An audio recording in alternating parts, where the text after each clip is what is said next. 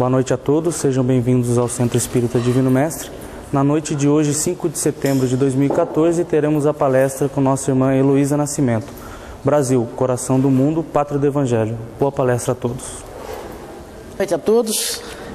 A palestra de hoje ela se reporta a essa obra-prima aqui do Espiritismo, que é do Espírito Humberto de Campos, que é o Brasil, coração do mundo, pátria do Evangelho. Uma obra mediúnica publicada pela primeira vez em 1938. Aqui estão condensados os maiores acontecimentos históricos do Brasil, todos eles demonstrando que em nenhum momento a nossa pátria deixou de ter a tutela espiritual de Jesus, assim como o planeta não deixa de tê-la. Ele que é o responsável pela construção do nosso planeta e pela governança dele. Nós temos aqui, nesse momento, como bem enfatizado, de reflexão com o país, passa um momento difícil que atravessamos, um momento de conturbação social, um momento de conturbação política, econômica, que não é diferente de outros momentos que já passamos, mas que, como nós temos a memória curta e também nós nos recusamos ao aprendizado, somos um povo ainda engatinhando na nossa destinação espiritual, nós nos esquecemos e não aprendemos com os nossos erros, e estamos sempre repetindo-os. Talvez porque isso deixe para nós aquela sensação de que o Brasil é um país que nunca vai dar certo.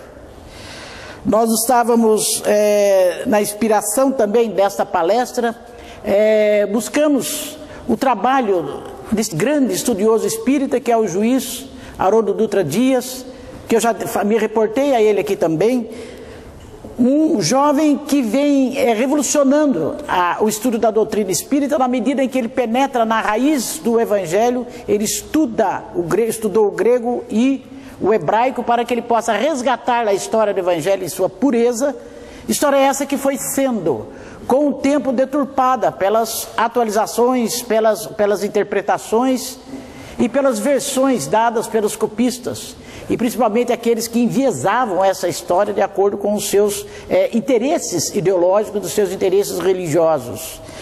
Mas ele vai buscar sempre a similaridade dessa história, porque ela pode divergir, mas ela acaba sempre batendo no mesmo ponto. E esse mesmo ponto é aquele que deixa bem claro de que a destinação da nossa pátria é realmente a de ser o coração do mundo e ser aqui a casa do Evangelho de Jesus, da doutrina rediviva do cristianismo, instalando-se definitivamente aqui os primados do Espiritismo, que é a religião consoladora prometida por Jesus. Vemos desde o começo em que a explicação que nos é oferecida pelo Espírito Humberto de Campos, ela começa nos primórdios da destinação do Brasil como pátria do Evangelho, com Jesus em uma de suas vindas ao planeta, e ele sempre tem vindo aqui, depois daquela experiência das cruzadas, em que em nome do Cristo, que em nome de Deus, guerras fratricidas enodoaram de uma vez todos os campos da Europa, com assassinatos bárbaros, com regresso de natureza moral, tudo em nome de uma pretensa supremacia religiosa, uma supremacia da palavra de Deus, e bem nós sabemos que não procede, porque a selvageria do homem o leva muitas vezes a usar o nome de Deus, não raro usar sempre o nome de Deus, para justificar os seus atos de violência e a sua opressão contra o próximo. Vemos aqui então Jesus chamando Eliú, que é um espírito responsável pela governança, vamos dizer, a gerência espiritual do mundo, pela gerência espiritual do nosso planeta, ele que escuta de Jesus o seu desencanto pela situação com que passamos após essas guerras terríveis e a renitência do ser humano em aprender as lições do Evangelho vindas de 1500 anos. Eliú, bem o explica Haroldo Dutra Dias, no seu estudo aprofundado, vem do hebraico Hillel. Hillel, que foi o avô de Gamaliel e que foi o instrutor de Paulo de Tarso. Espírito, pois, de muitas experiências kármicas, espírito já com acendrada religiosidade e conhecimento espiritual e com avanço moral suficiente para fazer aqui a tarefa que Jesus lhe destinou. E foi e coube a Eliú procurar no planeta Terra um lugar onde a palavra de Jesus, os seus ensinamentos fossem instalados, fossem definitivamente, na esperança de que nós pudéssemos finalmente fazer com que este mundo fosse evoluir na direção dos ensinamentos de Jesus. E procura ele pelas plagas da região do continente americano, um lugar ainda inóspito, novo, para que pudesse aqui começar tudo de novo, porque a Europa lá, cansada de guerra, cansada de lutas fratricidas, já estava simplesmente esgotando a sua destinação de transformar-se em uma região imensa de seres voltados para o bem e para o respeito à liberdade do seu próximo. Porque, como bem Jesus enfatiza aqui nessa obra, pelas palavras de Humberto de Campos, referindo-se a Ilhéu, a maior das opressões realmente é aquela opressão que se faz à liberdade do ser humano, porque os homens nasceram para serem livres, e porque através da liberdade é que nós conseguimos exercer o nosso livre-arbítrio, e é pelo livre-arbítrio que nós adquirimos as nossas experiências para evoluirmos até o patamar espiritual de Jesus. Sem as nossas escolhas, sem a liberdade de nossas escolhas, nós não poderemos jamais efetivar o aprendizado necessário que temos para aplicar em nossa vida todos os primados dos ensinamentos de Jesus, para burilar o nosso espírito no sentido da nossa elevação. E temos aqui que as escolhas recaem justamente no planeta, no nosso continente americano. No continente americano, no qual o Brasil, depois de todas aquelas, vamos dizer assim, engenharia espiritual para traçar aqui um mundo próprio, para instalar definitivamente o Evangelho de Jesus, encontramos a nossa pátria. A nossa pátria que tem a feição de um coração. A nossa pátria que, pela orientação da espiritualidade, não se fracionou em diversos países, em cerca de 20 estados, como foi as Américas. O Brasil manteve-se uno, apesar de ser o continente com maior extensão geográfica e com maior extensão de costa marítima. Conseguimos manter a unidade física de nosso planeta. E instalando aqui 3 raças.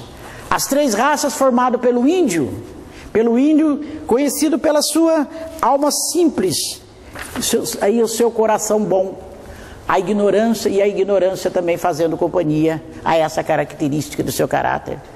Formou-se aqui também a junção do português, o português que vem lá da Europa, o país mais pobre da Europa, mas com um povo simples, trabalhador, um povo humilde.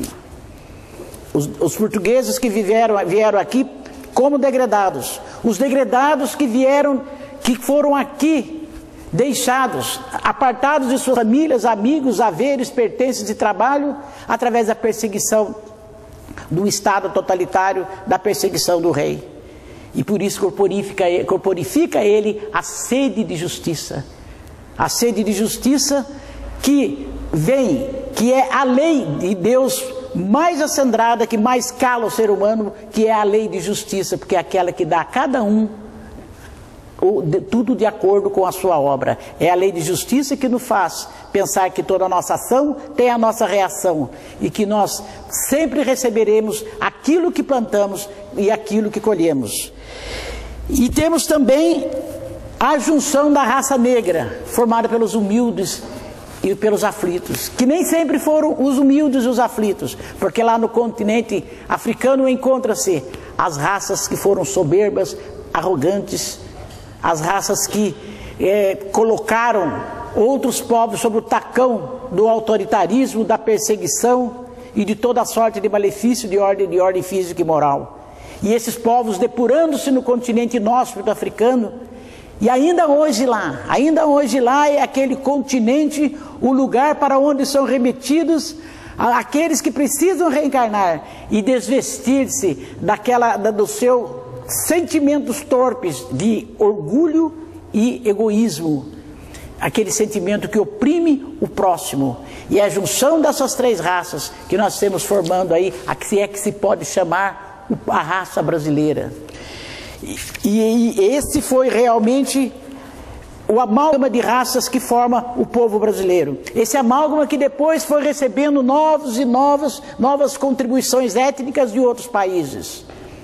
E é por isso que para chegar-se a esse país, para que se trouxesse da Europa um reino de Portugal, também oprimido por outros países de maior poderio econômico e de maior, vamos dizer, experiências guerreiras, que aqui era necessário que se desse a essa terra a condição de Estado, um Estado como naquela época, ou seja, o que eles entendiam, um Estado-reino. E aí essa é a função de Iléu. Iléu que é instado por Jesus a reencarnar na terra. E Iléu reencarna na terra como infante do Henrique de Sagres, o maior de todos os navegadores portugueses. E sabemos bem que naquela época os portugueses eram os maiores conhecedores dos mares, eram os maiores cartógrafos daquela atualidade. E nós vemos que a mão de Jesus começa a atuar. Toda a destinação que a espiritualidade confere ao nosso país, ao nosso continente, ao novo mundo, a futura pátria do Evangelho começa a se purificar a partir do trabalho de Henrique de Sagres, que após a sua desencarnação tem o seu nome dado à escola, a famosa escola de Sagres, dos navegadores de Portugal, reconhecidos mundial, no mundo daquela época. E eu até ia trazer aqui, mas eu achei que seria perda de tempo por causa de 2 mapas, mas dá perfeitamente para vocês terem uma dimensão de que não existe o acaso realmente. Se nós formos ver o caminho das Índias, traçado do melhor traçado por Vasco da Gama, nós vamos ver que aqui está a Europa e o continente africano. E aqui está o Brasil incrustado no continente americano. Ora, o traçado para as Índias contornava toda a costa da Europa e sufragiava o continente africano. Fazia-se a rota já feita, saído de Portugal, já feita, para depois virar o Cabo da Boa Esperança. Ora, como um povo que tem essa experiência reconhecido, que tem os maiores cartógrafos do mundo, com a sua experiência de grandes navegadores, poderiam errar uma rota a qual trouxe Cabral daqui, ao invés de seguir aqui, fazer esse caminho e chegar a Porto Seguro. É um erro crasso que talvez o mais incompetente dos navegadores não o cometeria, mesmo desprovidos do mais rudimentar dos aparelhos de orientação de navegação. Mas aí agia a espiritualidade, principalmente em Pedro Álvares Cabral e seus sonhos. Debatia-se ele em sua nau em pesadelos, porque era ele instado, era ele influenciado, era ele orientado por espíritos que lhe indicavam a necessidade de enfrentar um caminho tormentoso para chegar a uma nova terra. E assim foi feito.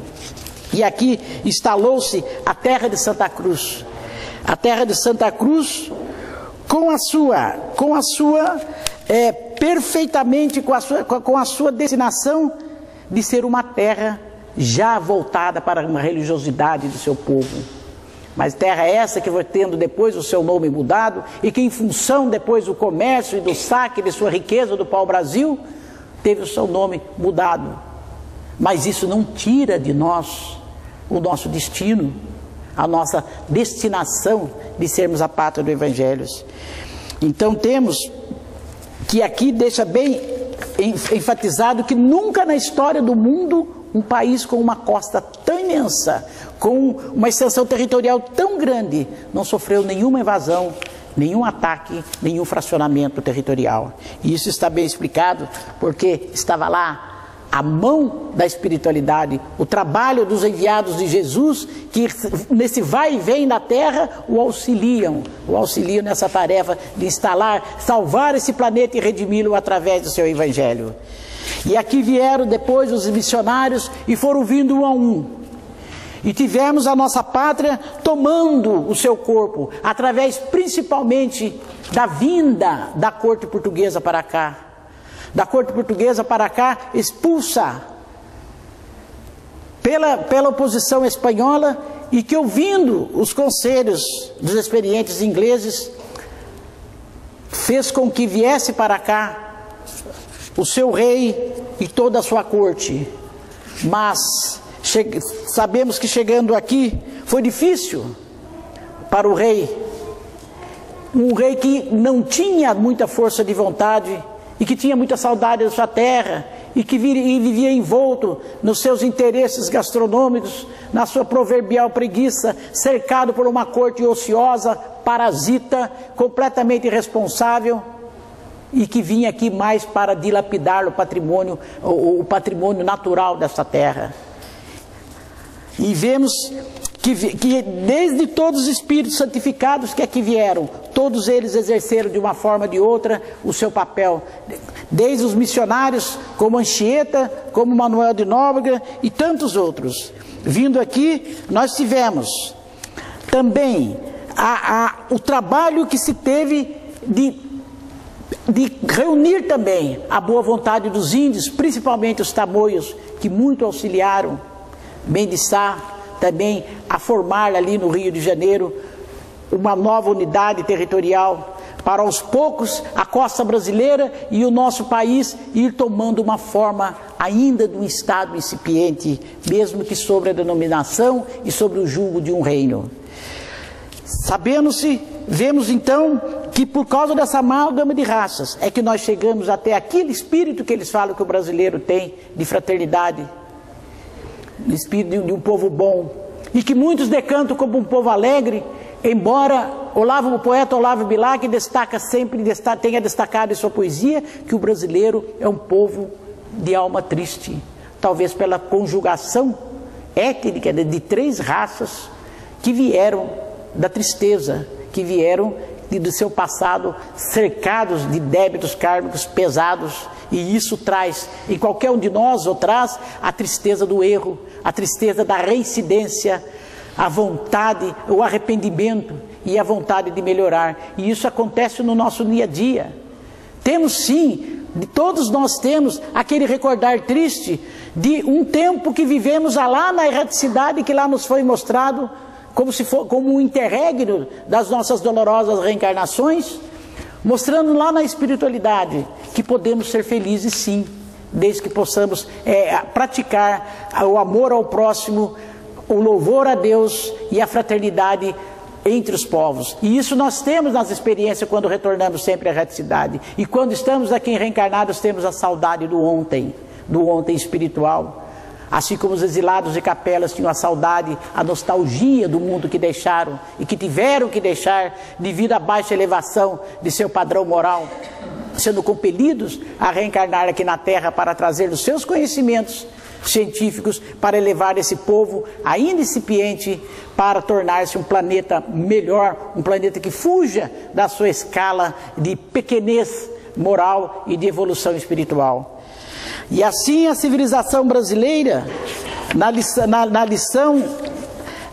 na explicação de Humberto de Campos nesta obra, ela mostra sempre que Jesus frequentemente ele procura por Iléu a prestar contas do trabalho que está sendo feito aqui nesta terra. E aí ele vai sentindo, ele vai acompanhando para e passo a construção de um novo lugar para instalar definitivamente a sua palavra. E sempre ele deixa bem claro de que tudo que é feito aqui, a escravidão dos índios, a escravidão dos negros, a expoliação daqueles que aqueles que serviam a coroa, dando o suor do seu trabalho, a semelhança de hoje, e que damos o suor do nosso trabalho, e todo o suor do nosso trabalho, a Receita Federal do Brasil, e a insaciabilidade de um governo que não aplica os nossos recursos e sempre toma mais, continuamos sendo expoliados hoje muito mais do que pela coroa, muito mais do que Portugal, que custou o sacrifício de Tiradentes, porque a nossa história continua sendo o eterno repetir. E vemos aqui, numa entrevista que Chico Xavier deu à Folha Espírita,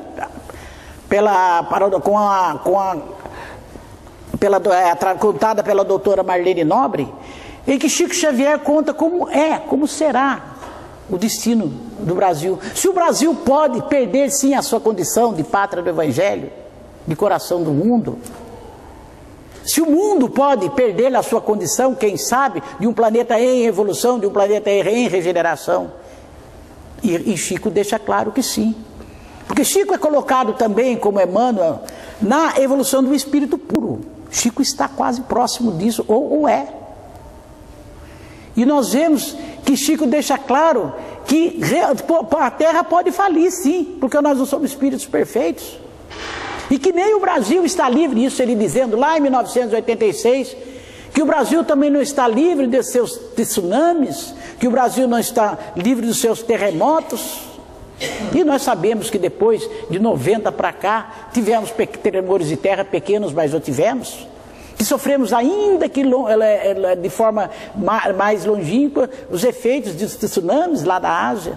E que o mundo, naquela época, ainda que não tínhamos a ocorrência desses fenômenos, Chico contando lá que ocorreriam esses fenômenos em outras partes do mundo. E que o mundo sim pode se assombrar. E que nós podemos sim correr riscos. E que nós não estamos infensos a isso. E isso foi dito numa época, 1986, que nós tínhamos uma hiperinflação. O Brasil tinha a economia brasileira estava praticamente à bancarrota. Nós tínhamos sérios problemas sociais. Nós tínhamos sérios problemas de corrupção. Mesmo tendo recém-saídos de um regime ditatorial, que se instalou no país justamente para tirar do poder civil essa sua tendência a corromper e a tirar recurso do outro em benefício próprio. Isso em 86. E nós estamos em 2014 e vemos o quê? A história começando a repetir. A inflação batendo ali na sua porta, a sua economia novamente ameaçada pelas mãos inábeis dos seus improvisadores de sempre, daqueles que jogam com o mercado como quem joga as cartas da sorte ou do azar, e a corrupção cada vez mais, decompondo moralmente o Estado brasileiro, rebaixando a autoestima de sua gente, de uma forma que já vimos ontem e que estamos vindo desde os tempos da antiga Roma, mostrando o quê? Que nós ainda não aprendemos, porque vivemos uma terra aqui, que o Brasil é uma terra também formada, e aqui o continente americano, justamente pelo povo hebreu, lá da Palestina. E o povo hebreu, que foi um povo escolhido por Jesus e virou-lhe as costas, é um povo com grande responsabilidade kármica. E Haroldo Dutra Dias, na sua explicação sobre o assunto, eles nos mostram as coincidências de trazer que o povo hebreu aqui no Brasil. Porque tivemos sim 72, nós temos 72 juízes no Sinédrio. Nós temos 72 coordenadores na colônia Nosso Lar. E lendo essa obra aqui, vimos que em Portugal, chamou-me a atenção esse fato, como Haroldo Dutra Dias destacou-se do número 72, o repetir do 72, que em Portugal, quando começou a sentir a influência dos clamores do povo brasileiro para a sua independência, os 130 deputados portugueses insurgiram-se contra os deputados brasileiros, porque esses começaram a elaborar uma legislação que permitisse par e passo com que a colônia começasse a desgarrar-se da nave-mãe. E esses deputados eram o número de 72. São as coincidências das histórias, porque a engenharia espiritual ela é perfeita. A espiritualidade faz tudo com começo, meio e fim. Tudo se encaixa na história do mundo, na história da humanidade, porque nada é em vão. 1 milímetro de medida não é feito à guisa apenas de acertar o retrato geográfico, ou geométrico de uma figura. Ela tem sua função, mesmo que aparentemente possa parecer que ela esteja fora da medida. Mas existe um porquê. E esses porquês nós não sabemos, porque não ainda nos predispomos ao conhecimento, porque um dia saberemos todos os porquês, e os porquês da nossa evolução demorarão tanto mais quanto nós nos permitirmos atrasar o percorrer da nossa estrada do conhecimento. Nós vemos então que em toda essa elaboração do Brasil, desde da instalada aqui do Reino de Portugal, de todo o trabalho dos bandeirantes, do trabalho que tivemos dos jesuítas, nós vamos vendo aqui evoluindo de cada um os movimentos nativistas com os nossos grandes intelectuais, nossos poetas, aqueles que pregavam aqui uma cultura tipicamente nacional, uma cultura tipicamente brasileira. E nós vamos caminhando e vamos vendo aqui que todos aqueles que aqui aportaram sempre tiveram a égide da espiritualidade. São capítulos da história do Brasil que vão sendo forjadas lá sob o controle de Jesus, que sempre reúne aqui os espíritos que já estão encarnados durante o sono e aqueles que já retornaram e aqueles que vão ter a missão de aqui voltar. E nós temos todos aqueles mostrando que todo o sofrimento do brasileiro não é em vão, mas que tudo que se faz nessa terra em sentido de forjar a sua nacionalidade, ou é com muito sofrimento, com muita tristeza, com muito sacrifício. E nós vemos, quando eu me reportei aqui, o escorço fiscal que nós sofremos hoje, da Receita Federal do Brasil, na qual você é obrigado a trabalhar 4 meses do ano para pagar seus impostos, na qual você é incapaz de chupar uma bala se não tiver embutido lá um imposto. Percentual que muitas vezes é negado o conhecimento porque não é bom, porque no tempo da inconfidência, os inconfidentes liderados por Tiradentes levaram ao povo a todas as informações dessa espoliação de suas riquezas pessoais, inclusive, de seu trabalho. E naquele tempo era difícil a comunicação, era longa a estrada para percorrer. E hoje nós temos muita informação, mas não continuamos e sabemos tanto quanto aquela época, ou talvez menos, porque falta-nos o esforço de reagir, o esforço de saber para reagir. Porque instala-se o medo e a covardia cívica de contrapormos-nos àqueles que ainda oprimem uma nação à custa de seu benefício próprio.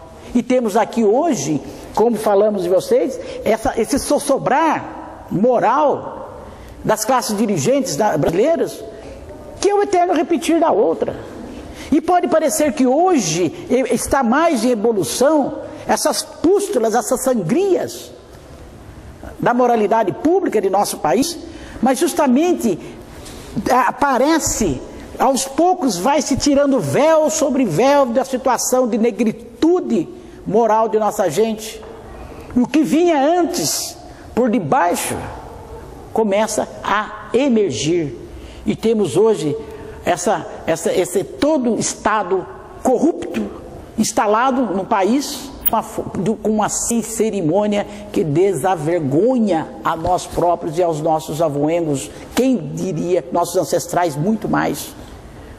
E por quê? Porque não temos mais condição de restaurar a nossa dignidade cívica, sim, porque esse é o caminho. Porque é com muito sofrimento é que nós vamos voltar a ter esse caminho de volta. E é por isso que nós temos que aprender as lições. Essas lições que começaram em Portugal, que começaram em Roma, que chegaram em Portugal, que estão aqui desde a instalação da corte do rei de Portugal, aqui em nosso país, e desde depois de todos os governos, e veio depois com a República, sim. Com a República, sim.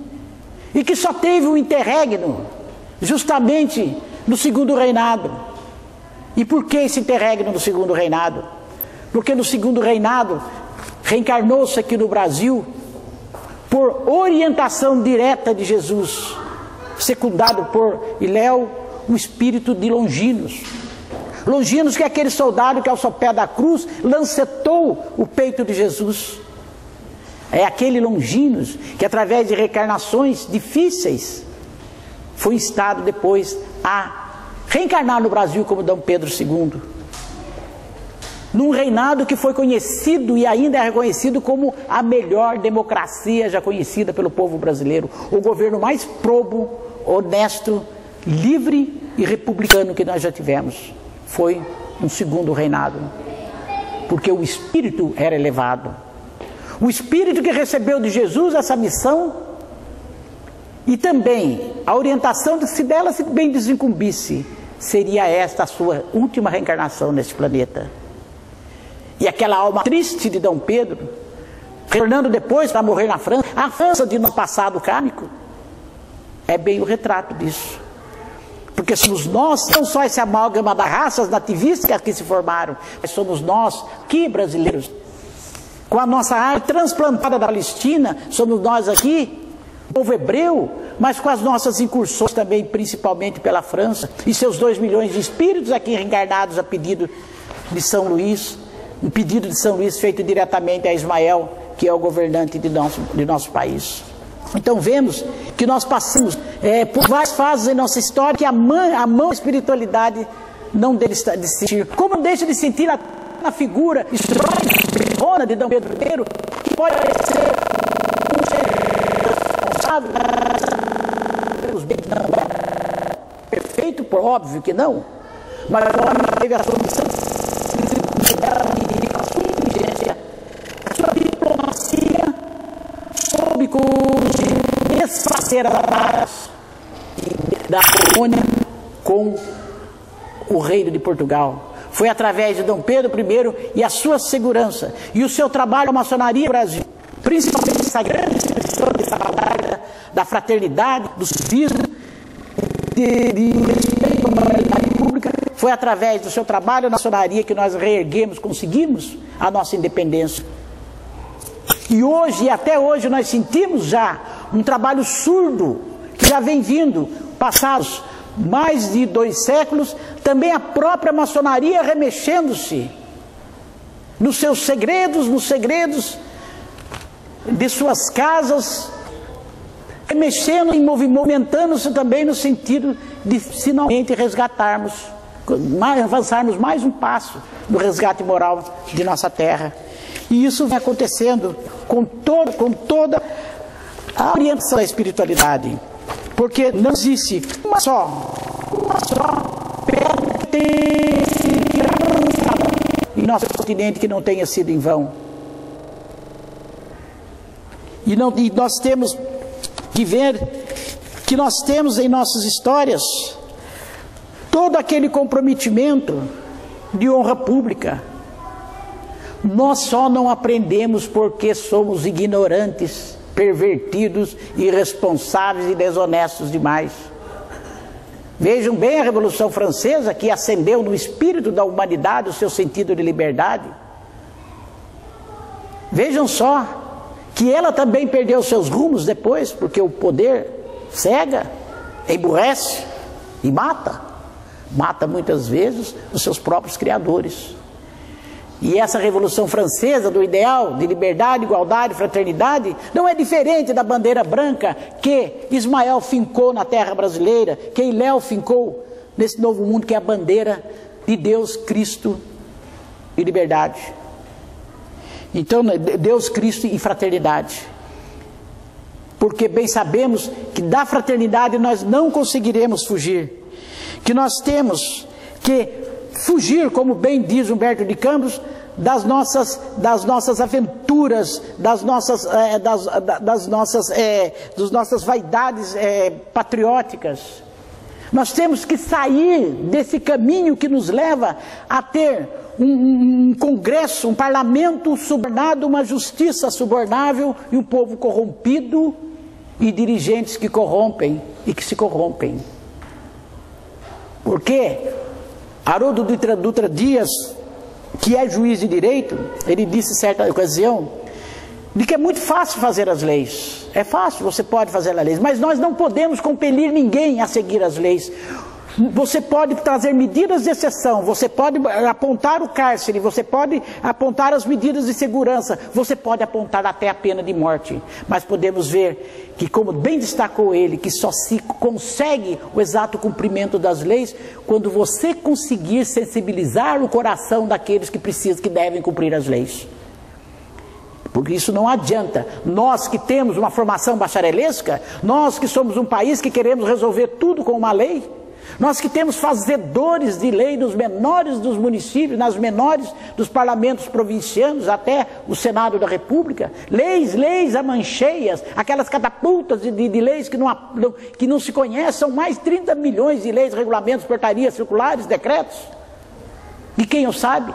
E ainda temos um dispositivo legal que diz que nós temos a obrigação de conhecer as leis e que a ninguém é dado conhecer as leis. Como se quem as elabora também jamais vai conhecê-las, ainda porque aqueles que exercem o poder não conhecem as leis que regem esse mesmo poder.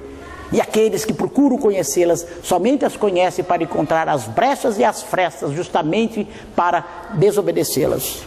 E o que é o retrato de tudo isso? Imperfeição moral. Nós estamos nesse reconstruir de nosso país há 500 anos. E do mundo, desde que Jesus, com os outros espíritos de luz, formatou essa terra geologicamente. Então nós vamos vendo que nós precisamos deixar de lado esse nosso acomodar. Porque tudo que foi feito, tudo que tem sendo feito nesse país, na nossa vida, no nosso continente, no nosso novo mundo, tem a mão inexorável das ordenanças espirituais. Até o casamento de Dom Pedro I teve a mão da espiritualidade, porque o espírito daquele que era dado a satisfação dos seus apetites sexuais, seus apetites das suas festanças, das suas orgias, só poderia ter ao seu lado, para secundá-lo e para auxiliá-lo, a figura de uma esposa que pudesse aguentar tudo isso. E isso foi feito através da arquiduquesa Leopoldina da Áustria. Deus colocou o caldeirão em ebulição de aquela tampa que às vezes podia equilibrar-se, quando podia, daquela efervescência toda. Mas tudo teve o seu porquê. Mesmo a volta de Dom Pedro I a Portugal, porque Portugal estava lá sendo resgatado também pela espiritualidade para livrá-lo do tacão da Espanha, e precisava ter de novo a sua destinação histórica resgatada e restaurada. Em todos os momentos, a volta também teve essa arquitetura divina trabalhando. E aí nós vemos, mais uma vez, que quando a caravana de Ismael, está bem destacada aqui, procura aquele espírito que foram Tiradentes, o mensageiro de Jesus.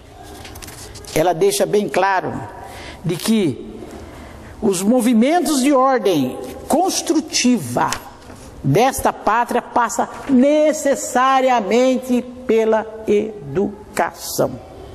Quanto tempo se diz isso? A linha mestra do espiritismo, a educação. É aquilo que Emmanuel, que vem reencarnado, já está com a única finalidade de dirigir, de implantar nesse país a grande revolução da educação.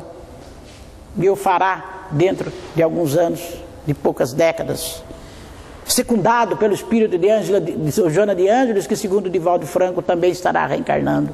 Ela, a psicóloga, a estudiosa de nossa alma, ela que poderá, sem dúvida, com o seu trabalho aqui na Terra, formatar psicologicamente o nosso povo para que ele tenha condição de receber os ensinamentos que precisa para evoluir.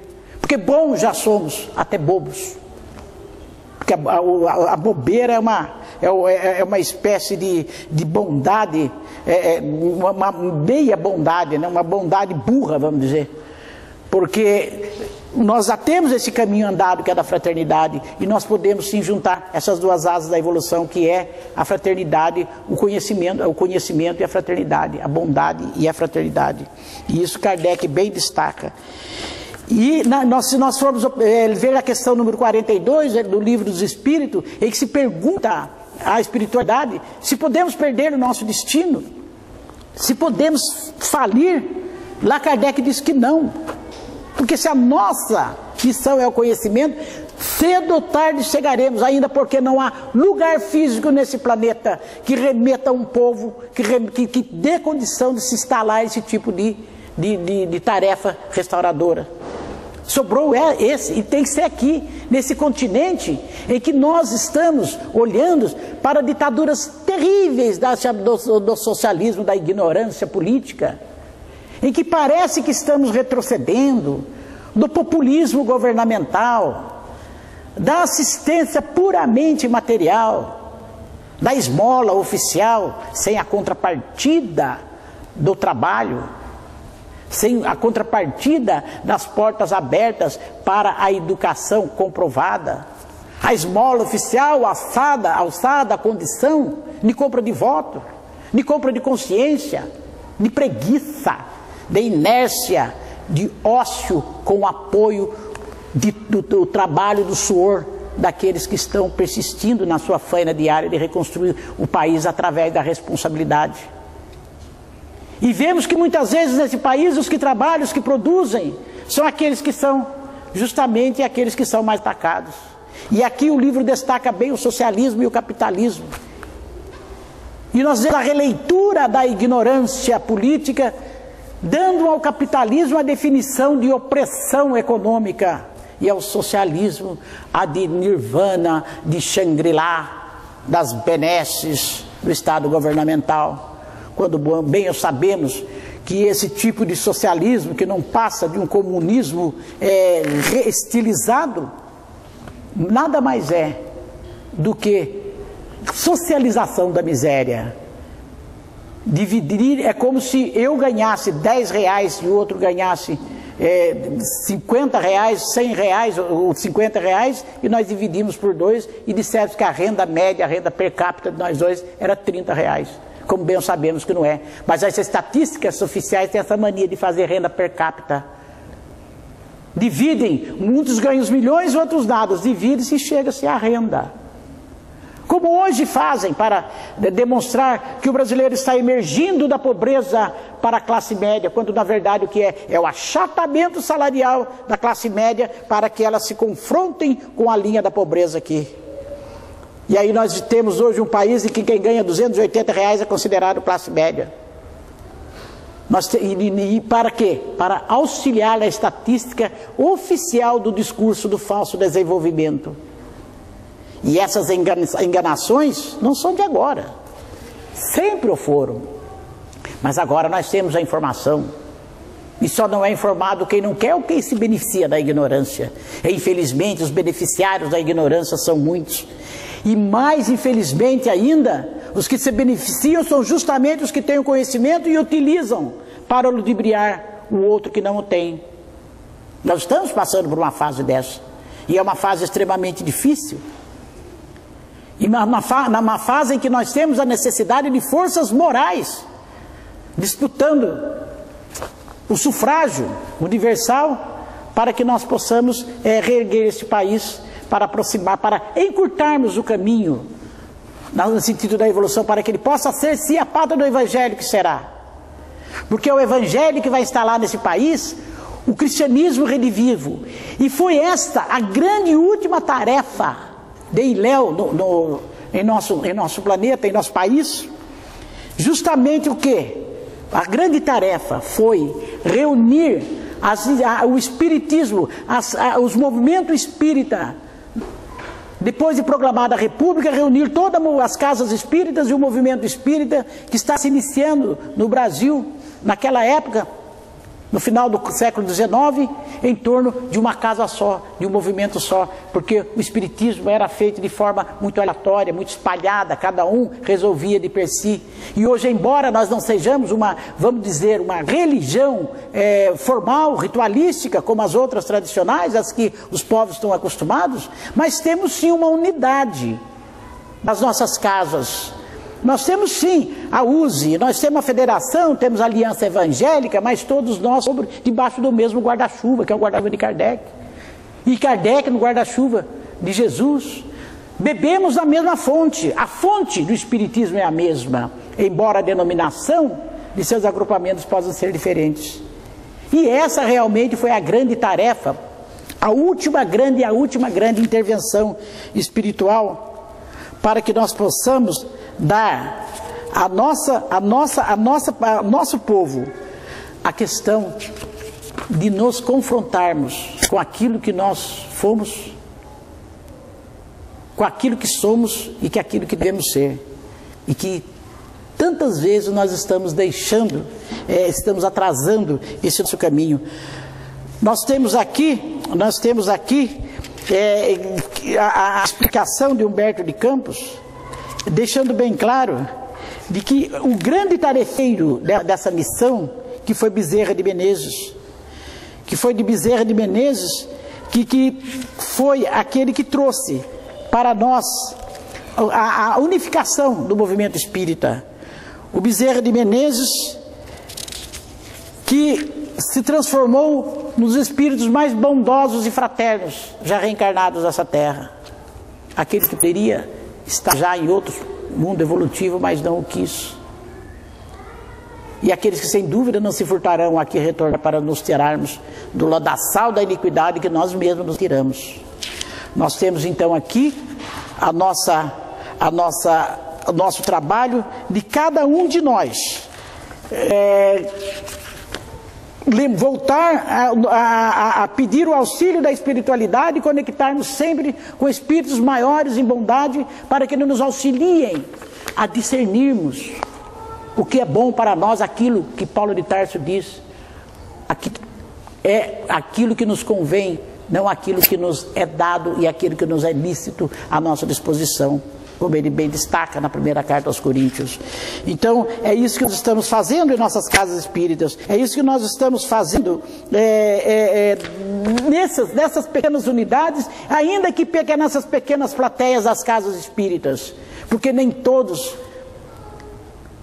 preferem, deixam de sair do conforto dos seus lares para irem à igreja de Jesus, a igreja no bom sentido, como iam antigamente nas pequenas igrejas que Paulo de Tarso disseminou por orientação de Jesus, por toda a Ásia, por toda a Palestina, resgatando o sentido do cristianismo. E aqui deixa-se bem claro que aqui vai se fundar os refúgios amenos da piedade cristã. E aí deixa bem claro Jesus a Ismael, que é esse sentido de renovação interior a que somos compelidos. Não estão nas catedrais, não estão nas vestes talares dos sacerdotes e não estão nos rituais das igrejas. Estão dentro de nossos corações. Cabe a nós mesmos construir dentro de nós o reino de Deus, que é o país de nós mesmos, que é a nossa terra mental. É aqui que nós vamos lavourar, é aqui que nós vamos plantar, é aqui que nós vamos colher. Oxalá sejamos nós semeadores da boa semente. Sejamos o trabalhador e não da última hora, mas de todas as horas. Mesmo sabendo que, mesmo sendo da última hora, nós teremos a nossa paga, porque não nos furtamos ao trabalho. Que não sejamos como aquele que construiu os silos e silos para guardar as suas riquezas, porque queria trabalhar intensamente hoje para garantir o seu futuro amanhã. E é levado no dia seguinte, após ter construído toda aquela conjugação de prédios para guardar os seus grãos. Que nós não sejamos temerários o suficiente para comprometer o nosso futuro, mas que não sejamos avarentos também para impedir que o que nós temos não possa ser distribuído. E que não seja só dinheiro, que seja conhecimento. E que possamos ajudar como também voluntários na educação. Nessa educação dilapidada de crianças que não têm o reforço escolar, que não aprendem e que não podem contar com o professor particular e com o colégio pago.